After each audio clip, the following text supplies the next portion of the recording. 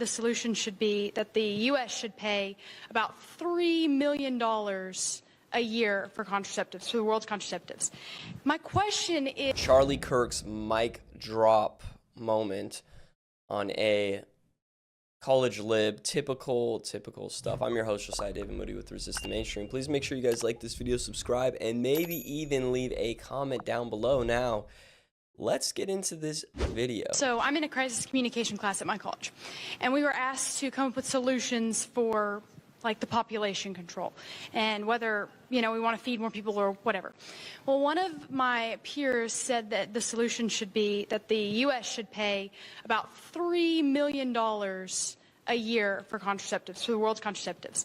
My question is, how do we get the average student to realize that that money doesn't just come from the government? It's not magic. It's... So I'll do you one better. So the premise of your class is that we have too many people. Yeah, we don't have one of the things. Yeah, I reject the premise. We need more. We need more children, not less children. Our country's on the verge of a population collapse. And so here's one piece of advice I'll give you for everyone in the room. As soon as you're talking about how we're going to pay for something, we've already lost the debate. First, you should say, why should we pay for that nonsense at all? And by the way, we shouldn't fund contraceptive. We shouldn't fund any of that garbage. But back to what you're saying. So this is basically you're being taught earth worship, okay? And that's what's being taught in most schools, which is somehow we must put the earth above the well-being of human beings. Remember, we have a pro-human agenda, right? Now, we shouldn't abuse the earth. We shouldn't pollute the rivers or the lakes. But always we should have a belief in human supremacy. I know that's like a weird thing to say, but that's basically where this conversation goes right now. I believe human beings are image bearers. You're made in the image of God. Every life is a gift, should be preserved and protected. We have 1 million abortions a year every single year. And I believe if you can't get that issue right, then look at all the other issues you screw up beyond that. But also, this is something that happens in the academy far too often, which is we have too many people, we need to get rid of population. I'm going to make a prediction that's the opposite. In 30 years, we're going to see declining population like you've never seen before. We're already seeing it here in America. So in the last year, you have a lot of people at home, people spending time locked down. You'd say, oh, birth rate's going to go up. It's a dramatic decrease like we've never seen before. Why? Half economic, right? It's expensive to have kids. People say, I'll have one of each, like they're picking out a Toyota or something, right? The other is that if you don't believe that children are necessary to be fruitful and multiply, to replicate your values and replicate yourself, why have children? So if you don't teach people that having children is necessary, and those of us that believe in the Bible, we have an answer for that. It's like the second chapter of the Bible, be fruitful and multiply. Might be the third. Anyway, the point is that it's right there. Then why have children?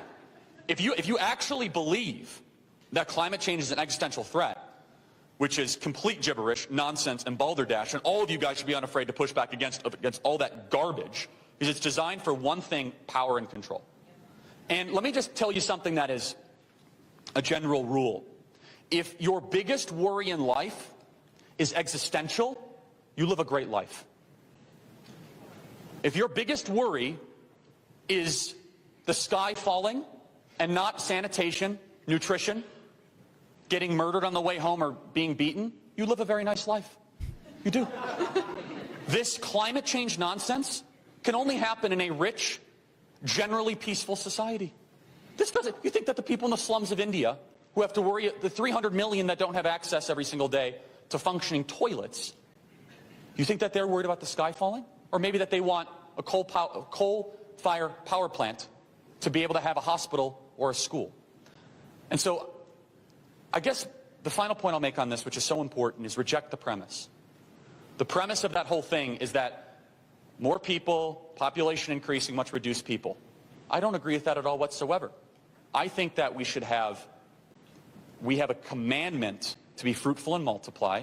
I do not believe even close that human population is what is destroying the entire earth. And even beyond that, I think that if that's their biggest concern, it's nice to lightly remind them that you live a great life. Maybe you should worry about improving yourself, not destroying the world around you. Thank you. It's good. Mic drop moments over here from Charlie Kirk. It's so true. Like, there's this idea where we have to worship the creation and make sacrifices for the creation.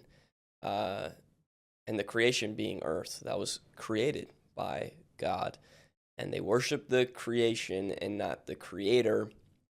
And they make sacrifices of bodily autonomy, being fruitful and multiplying, all of these things to atone for the sins of humankind on the earth. It's some of the weirdest stuff ever. And I mean, Charlie Kirk just does a great job of telling this student to reject the premise that birth rates are going to decline. In COVID, birth rates didn't go up. What? You're locked down into your house with your girlfriend or your wife or whatever, and you didn't have a baby? I think the birth control and all of these things are way too effective. They're way too normalized, and they're way too popular. And I think Charlie, he might be onto something, saying that the birth rate's actually going to go down. He might be onto something. I guess we'll see, but we'll see. But is he wrong? Is he wrong?